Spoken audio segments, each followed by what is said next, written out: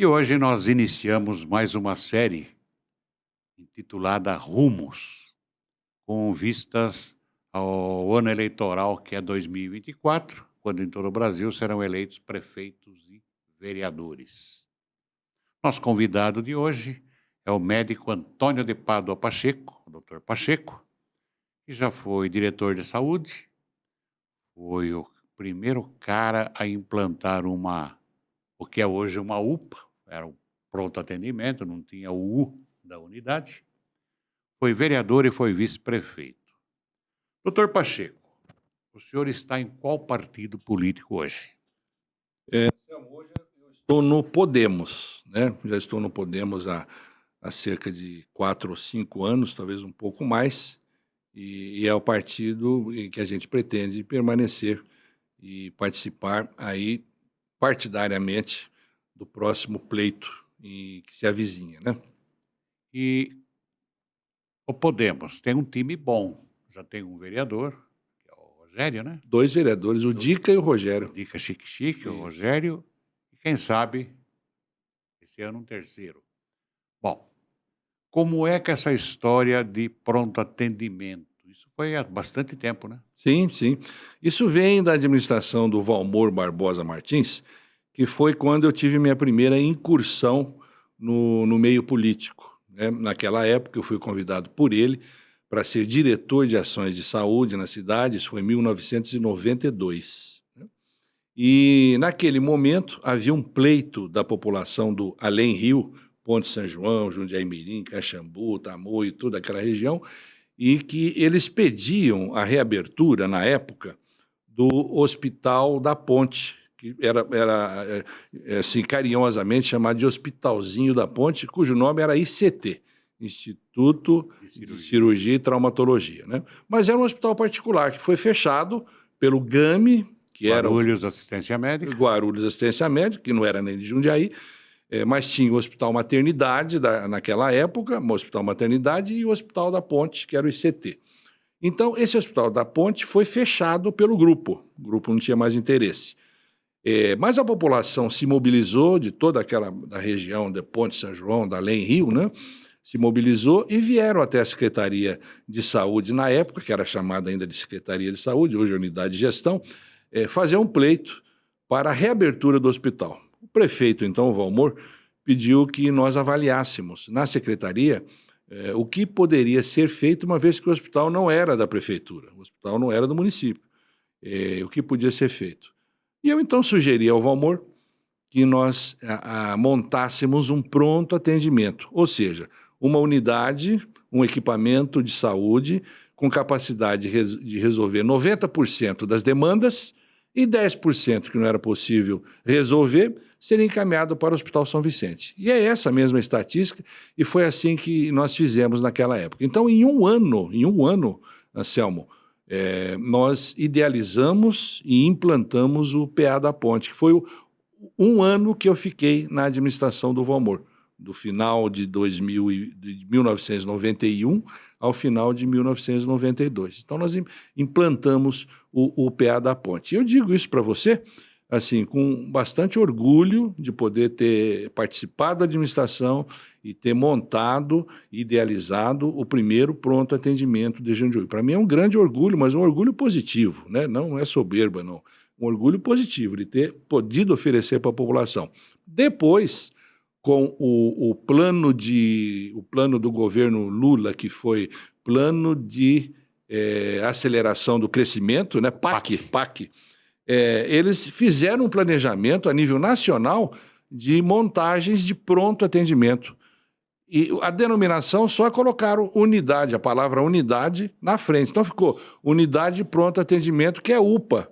Mas nós já tínhamos feito aqui lá atrás. Eu acho que Jundiaí foi pioneiro, já desde aquela época, foi pioneiro em relação às questões de saúde. Nós idealizamos e implantamos o primeiro pronto atendimento de Jundiaí, quem sabe talvez até do estado de São Paulo. Depois veio o PAC e ofereceu as UPAs para o Brasil inteiro, e nós tivemos também aqui em Jundiaí, depois no decorrer da conversa nossa aqui, se você me perguntar, a gente fala um pouquinho também da UPA do Vetor Oeste, porque no desenvolver das UPAs ou dos pronto atendimento, no desenvolver dos programas, nós tivemos depois aqui em Jundiaí, na sequência dos mandatários, na sequência dos governos, a abertura, né, ou a constituição de outras unidades com a mesma finalidade. Então, tivemos na Vila Hortolândia, não é verdade?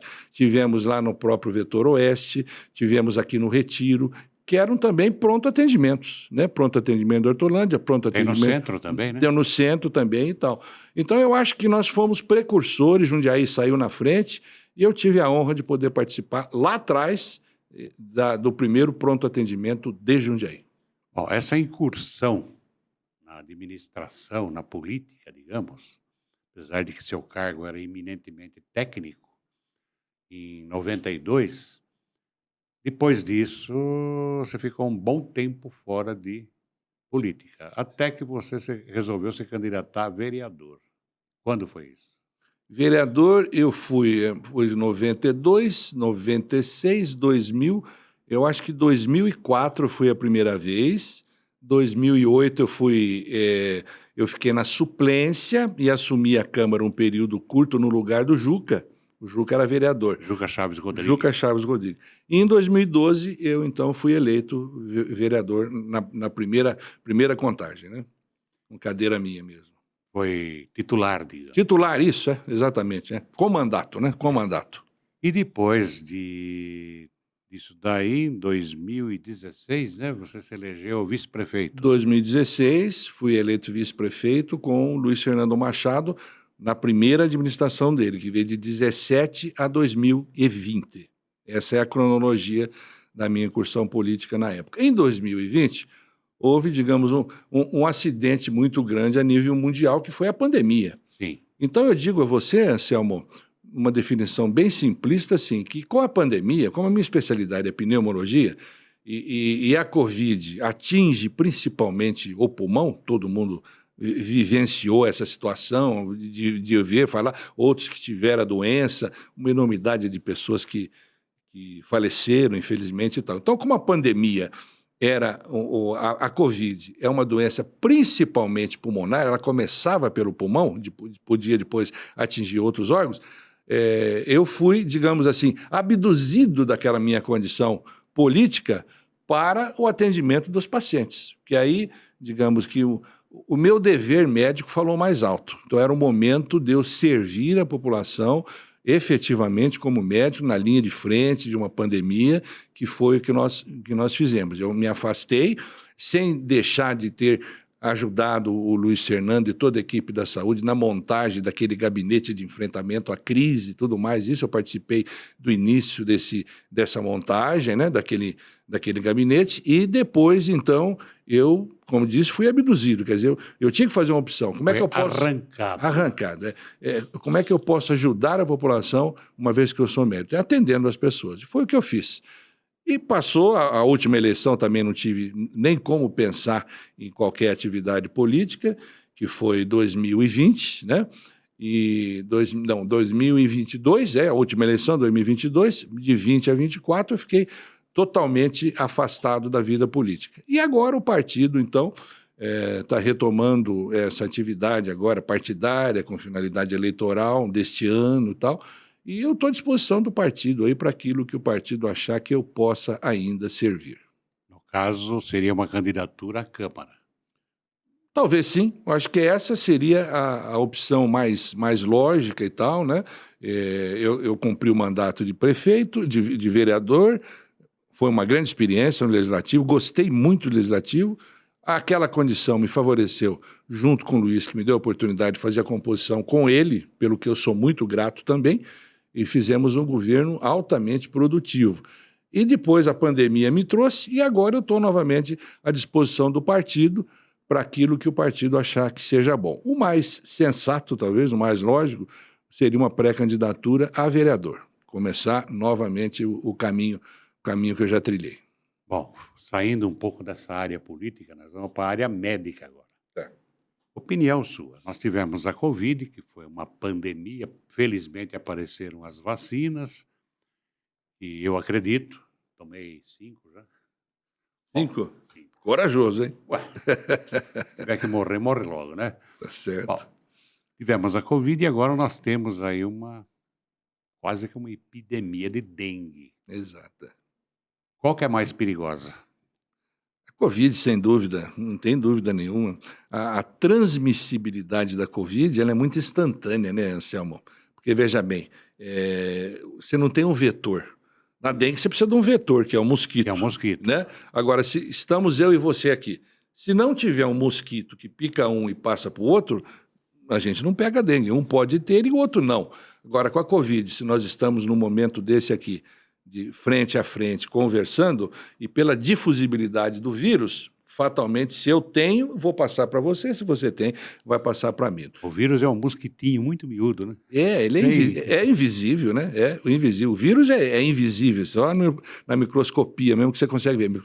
Microscopia eletrônica, ela é mais avançada do que a microscopia óptica, né? E o mosquito, né? O Aedes aegypti, ele transmite, e é curioso, né? Porque você veja bem, o Aedes aegypti tem hábitos diurnos. Quem transmite é a fêmea do mosquito.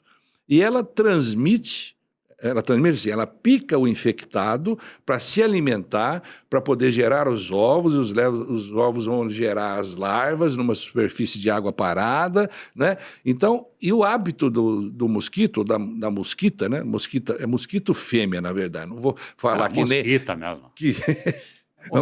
Vamos chamar de Dilma daqui a pouco. O mosquito fêmea, o hábito é diurno. Então, elas picam durante o dia. Enquanto o mosquito comum, esse que nos incomoda, e que dá coceirinha, esse é a qualquer momento. De madrugada, de noite, de manhã, à tarde e tudo mais. E o Aedes aegypti, ele pica e não dá o prurido, não dá aquela coceira que o mosquito comum provoca. Então, tem essa diferença e tal. E uma outra estatística interessante, Anselmo, e que o Ministério da Saúde divulgou agora recentemente, é que 70% dos criadouros estão dentro das casas e não nos terrenos baldios, nas fazendas e tal. Até porque, se lá tiver isso, o mosquito não tem a quem picar, porque ele não tem autonomia de voo muito longa. Ele vai perto. Inclusive, ele pica só as partes baixas, as pernas, né? Exato. Ele não consegue... Preferencialmente, pernas e membros que também estão mais expostos, né? Membros também superiores, eu explico também. Na verdade, assim, a altitude, um prédio como aqui nós estamos agora, ele não chega aqui em cima, entendeu? Então, ele está mais na região baixa. Ele não é pressurizado. Talvez não seja. E também não tem autonomia de voo, então ele tem que voar por perto e já pegar um objeto, não é verdade? E vai picar esta pessoa, vai sugar o sangue, a pessoa está infectada, aí ele vem, pica uma outra pessoa em busca de sangue. Aí transmite. E aí ele transmite a doença. E a Covid não precisa disso. Ela tem uma transmissão oral, que a gente chama e tal. Assim como outras doenças. Por exemplo, tuberculose também é oral, da minha área, tuberculose. Bacilo de Koch. Mas a transmissão é muito lenta e demorada de um paciente para o outro. A do vírus é instantânea. Basta um espirro, uma tossinha e tal, você já elimina milhares de vírus que têm uma capacidade reprodutiva dentro do organismo, assim, exponencial. Entra daqui uma hora já são 100, daqui a 1 milhão, 10 milhões. Ele tem um crescimento exponencial dentro do nosso organismo, dentro da nossa célula. Tuberculose não. De um bacilo para o segundo bacilo demora 36 horas. Então ela é demorada a transmissibilidade. É uma doença que preocupa? Hoje não mais, felizmente. A tuberculose estou falando. Mas a Covid, entre Covid e dengue, talvez seja, digamos assim, então tem que escolher uma. O que você prefere ter? Dengue, sem dúvida. Bom, voltamos então agora à área política. O que foi mais proveitoso, o que mais deu realização pessoal? Legislativo ou executivo? Ou seja, ser vereador ou ser vice-prefeito? Eu acho que cada um, a seu tempo e a seu modo, e com os objetivos a que se propõe um vereador e um vice-prefeito, os dois me deram satisfação idêntica, viu, Anselmo? Me deu satisfação idêntica. Foi muito proveitoso o período que eu passei na Câmara como vereador, eu pude conhecer as entranhas do legislativo, realmente como funciona o legislativo, as leis, como é uma lei, aprovação e tudo mais. E depois, no Executivo, a gente teve a oportunidade de executar propriamente. Você veja bem, nos 4 anos que eu tive com o Luiz Fernando, só nos 4 anos, no primeiro mandato do Luiz, do qual eu pude participar, nós fizemos, entre grandes e pequenas, e mais a pandemia para atrapalhar, nós fizemos mais de 200 entregas. 200 entregas de obras, desde as pequenas até as maiores. Fizemos mais de 200 entregas. Entre elas, as que se destacam, e você deve ter acompanhado, a população acompanhou, foi a UPA do Vetor Oeste, pela qual eu trabalhei muito. Lá no Novo Horizonte. Novo Horizonte, isso. Na verdade, ela fica na Almerinda Chaves, mas é o Vetor Oeste, né, que a gente conhece lá.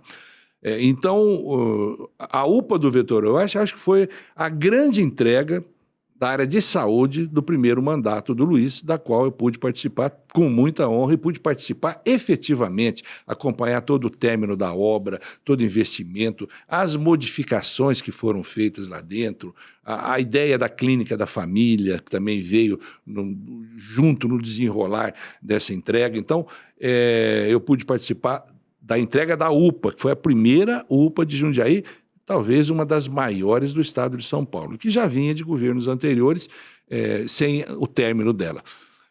Além disso, nós participamos da reforma e entrega de inúmeras escolas. Você vê, o Candelário de Freitas foi iniciado na primeira reforma total, é uma nova escola, né? Na administração, no primeiro mandato do Luiz, nos 4 anos de 2017 e 2020. Foi iniciado naquele período e foi entregue no segundo mandato dele. É uma escola enorme, a maior do município nesse novo formato. Na Hortolândia, né? Na Hortolândia. Nesse novo formato da escola inovadora, que foi uma apresentação do nosso governo, escola inovadora. Candelário de Freitas. Reforma de inúmeras outras escolas, de ambiência escolar, que é muito importante, cobertura de quadras das escolas.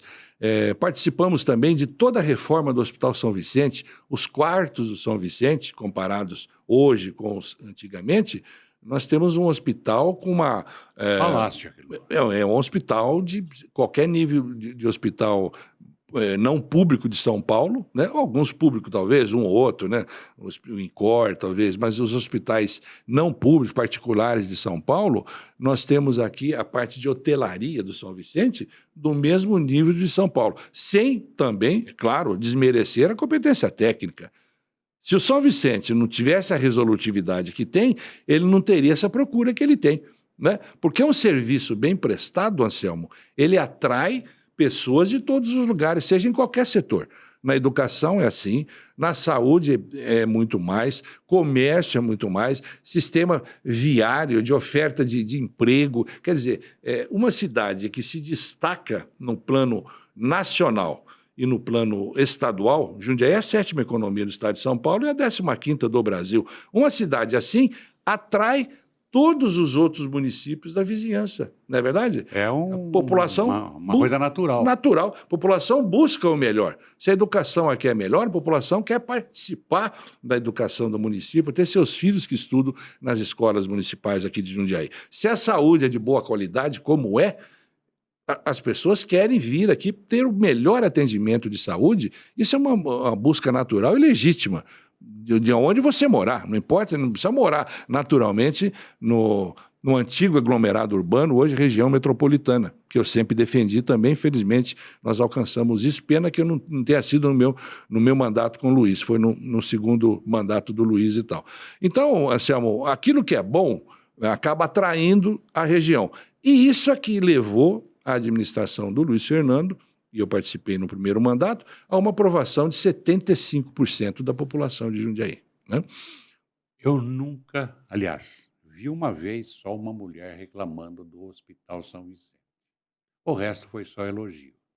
Essa mulher reclamava da demora de atendimento. Ela ficou lá 3, 4 horas e não era atendida. E eu ia puxar conversa, bancar o advogado. Eu nasci no São Vicente. Faz tempo, né? Mas uma pessoa do lado começou a falar com ela, essa pessoa desmontou. Seu caso era urgente? Não. Por que a senhora não foi numa unidade de saúde?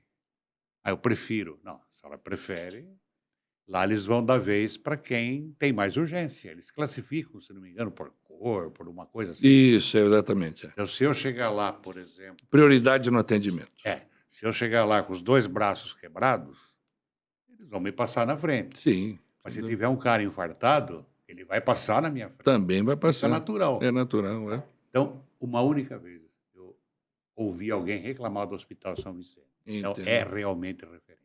Não tenha dúvida nenhuma. E eu acho que é um exemplo para toda a região metropolitana de Jundiaí, como sempre foi. Ele é um baluarte aqui na região. São Vicente é o grande baluarte, é o grande hospital da região. Agora em hotelaria também, que nós pudemos oferecer isso durante o primeiro mandato do Luiz. Reformamos todos os quartos, implantamos um ambulatório de ortopedia, reformamos e implantamos o ambulatório de ortopedia, enfim, passou por toda aquela remodelação, melhorando em 80% as acomodações, ou talvez mais do que isso, dando um outro enxoval para, assim que o termo dos arquitetos, um enxoval para os quartos do São Vicente, e a competência técnica. Sobre esse exemplo que você deu, Anselmo, eu ouvi uma vez um professor estava dizendo assim, se você sai no sábado e no domingo para ir num restaurante almoçar, você chega lá e o restaurante está cheio, esse restaurante é ruim ou é bom? É bom. Então é natural que... É o caminhoneiro, na estrada, o caminhoneiro só para onde está lotado. Onde está vazio, pode esquecer. Então, eu acho que é uma tendência nossa. Nós vamos buscar o restaurante que está lotado. Às vezes ficamos na fila de espera. Todo mundo é assim. E o hospital não é diferente. Agora, acaba sendo atendido, mesmo que demore um pouco mais, a resolutividade acaba acontecendo. Talvez não na velocidade que a pessoa espera, né? Porque a sensação de estar doente ela é muito individual, né, Anselmo? Sim. Muito individual. Às vezes uma dor de cabeça...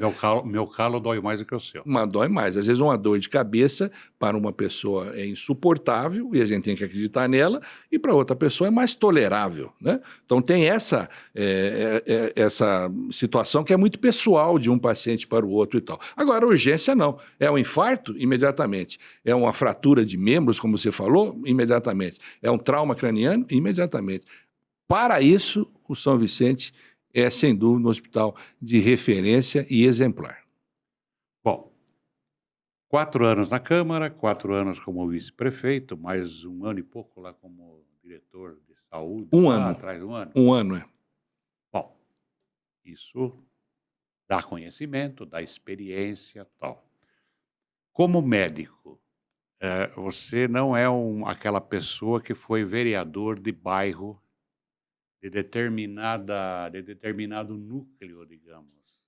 A sua bandeira sempre foi meio diversificada. Sim, principalmente, quer dizer, o principal ponto da bandeira sempre foi a saúde, que é o seu ramo.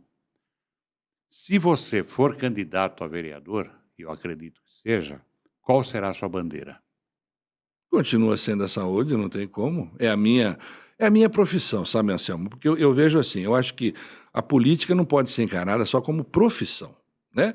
Eu acho que é um desdobramento do serviço que você presta à comunidade e pode melhorar e ampliar a escala de alcance do seu conhecimento. Então, eu vejo que a saúde é a minha bandeira mesmo, pela minha militância já na área de saúde. Eu fui funcionário público, fui médico da prefeitura, me aposentei pela prefeitura, trabalhei 25, 26 anos pela prefeitura. E depois, a condição da minha atuação como médico é que me levou a minha atuação na política também. Uma coisa vem em decorrência da outra. Então, a minha atividade profissional é a medicina, eu sou médico, né? Com muito orgulho também. E a política tem que ser um desdobramento daquilo que você acumulou de conhecimento, daquilo que você acumulou de experiência, né? Na área da saúde, nas outras áreas também, especialmente na área social, sabe, Anselmo? Porque assim, quando a gente fala de saúde, não é só hospital, ambulância, cirurgia, não. A pessoa que vive mal, mora mal, não tem emprego, não tem escola para estudar, não tem, quer dizer, como é que ela poderá ter saúde? Alguém que mora debaixo da ponte não tem saúde, Não é verdade? Não tem como. Não tem como. Alguém que está desempregado e não tem condição, às vezes, nem de comprar a cesta básica, uma hora não terá saúde, não é? Porque ele não tem acesso à saúde, não tem acesso. Uma cidade diferente de Jundiaí, por exemplo, nós temos aqui, isso é um orgulho também para a nossa cidade, o IDH nosso é diferenciado, nós temos quase 100% de água e esgoto tratado, Anselmo, aqui em Jundiaí. E isso já foi uma construção ao longo dos governos e que culminou nós chegarmos nessa porcentagem, esse percentual, agora na última administração do Luiz. Na primeira que eu participei, na segunda nós temos 98% de água e esgoto tratado, né? Na primeira administração, só para você ter uma ideia, além da expansão da rede de fornecimento de água e esgoto, que está sempre crescendo, a cidade cresce centrifugamente e o serviço público tem que chegar até elas. A água, o esgoto, coleta, tratamento e tudo mais. Nós fizemos, na primeira administração, troca de 20 mil hidrômetros na cidade. Só na primeira administração. Aí veio a pandemia, tivemos que suspender alguns serviços e tal, para priorizar o atendimento à pandemia, né? Então, eu vejo assim que a cidade está sempre em crescimento. A cidade não para de crescer. Então, você dizer que uma cidade... Essa cidade está pronta. Qual cidade que está pronta? Nenhuma. São Paulo não está pronto até hoje. Até hoje. O Valmor dizia que quando você resolve um problema devido ao crescimento da cidade, tem outro. Exato. Parece outro. Parece outro. Então, você consegue, digamos, um bom conjunto habitacional. O governo do Estado, o governo federal, dá um conjunto habitacional para Jundiaí. Resolve um problema de moradia. Cria escola, creche, exato. unidade de saúde. Tudo isso aí. Você se lembra quando a gente chama de SECAP lá, foi a Morada das Vinhas? Morada das Vinhas. Você lembra quando foi entregue o Morada das Vinhas? Lembro. Ainda não tinha o sistema educacional da região, não tinha, o comércio da região não estava preparado para aquela demanda, né? E os 656 apartamentos. Então você põe aí 10 mil pessoas que do dia para a noite foram morar numa região da cidade que é quase uma outra cidade dentro de Jundiaí. E nós temos vários exemplos assim. Hoje o Vetor Oeste é a grande região em crescimento. Lá nós temos mais de 100 mil moradores, toda aquela região, Almerinda, o próprio Medeiros, Eloy, o antigo Varjão, que hoje é Novo Horizonte. Então nós temos mais de 100 mil pessoas morando naquela região lá, né? É uma cidade dentro de Jundiaí, né? Agora, voltando à questão da bandeira que você me perguntou, só para encerrar a sua pergunta, né? É claro que a minha bandeira deve ser a principal, a saúde, sem perder de vista as questões sociais que eu te falei, porque envolve a saúde, envolve planejamento de entrega de água e esgoto tratado na ponta do sistema, significa educação para todo mundo, para todas as crianças, significa atendimento médico para toda a população, oferta de empregos para toda a população, para quem quer trabalhar economicamente ativa. Então, quer dizer, envolve vários setores da sociedade, não é isso? Em que não significa só o atendimento de hospital, atendimento de UBS, não. Tendo a infraestrutura pronta, não é verdade? A infraestrutura de rede... Não sobrecarrega o UBS. Não sobrecarrega. Se você oferece saúde através de outra estrutura, especialmente a infraestrutura de água, esgoto tratado para a região, oferta de emprego, enfim, habitação, né? Habitação, principalmente quem mora debaixo da ponte, como eu disse, não pode ter saúde, né? Se você oferece isso, você diminui a busca dos hospitais. Ou seja, uma cidade ideal é aquela que tem as escolas cheias e os hospitais vazios. Essa é a cidade ideal. Um dia nós vamos chegar, não totalmente assim, 100%. Nada é 100% na vida da gente em nenhum setor. Mas o ideal é você buscar estar com as escolas cheias, talvez até em período integral, melhorar a educação do nosso país, que é preciso, e ter os hospitais cada vez menos vazios, sem fila de espera. Falou em educação, eu presenciei uma cena dia desses, uma semana, 10 dias. Crianças com uniforme de EMEB, de Jundiaí. Uma delas pegou uma bala, pôs na boca, amassou o papelzinho, falei, vai pro chão. Guardou na mochila. Então, educação. É educação. Exato. Essa é a educação. Para a gente encerrar, até lá, quando vai ter a convenção do Podemos? É em julho, Julho, o período é de final de julho a início de agosto. Então, isso vai acontecer lá em julho. Tá. Agora, para encerrar, uma coisa que não tem nada a ver com política, não tem nada a ver com saúde. Que história é essa de bateria, hein? Você já tocava na juventude? Já. A minha juventude, digamos assim, eu era músico. Ou se eu posso dizer assim, eu tenho uma veia de músico aqui dentro de mim e tal, que vem desde a adolescência e tal. Com 12, 13 anos já tocava em bandinhas e tudo mais. Isso foi até eu entrar no curso de medicina, lá com 20 e poucos anos e tal.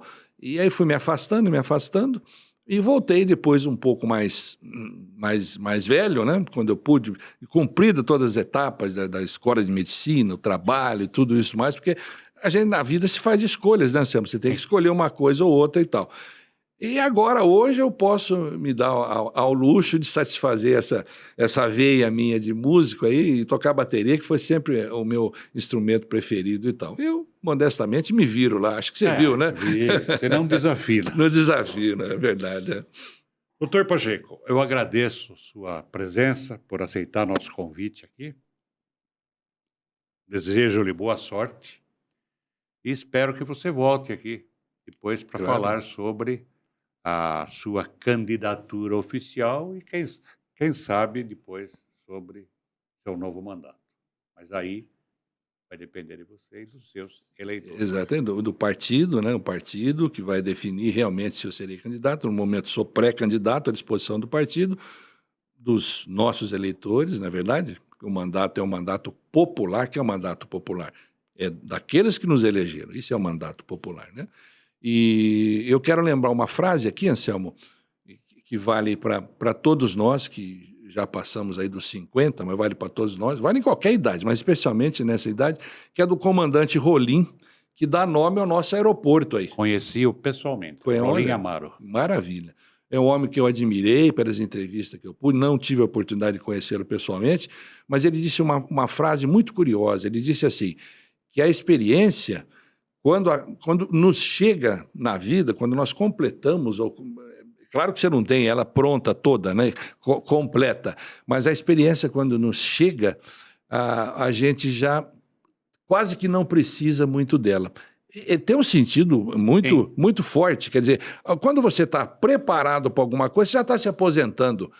Então, eu quero dizer o seguinte, eu não quero me aposentar, eu quero continuar oferecendo aquilo que eu pude acumular de conhecimento e de experiência para a população, que eu preciso devolver para a população de Jundiaí, que me deu tanta coisa, me deu a minha vida profissional aqui em Jundiaí, depois a minha incursão política, eu devo à população de Jundiaí. Como é que eu posso devolver isso para a população? Com a experiência que eu acumulei ao longo desses anos. E você não precisa de política, né?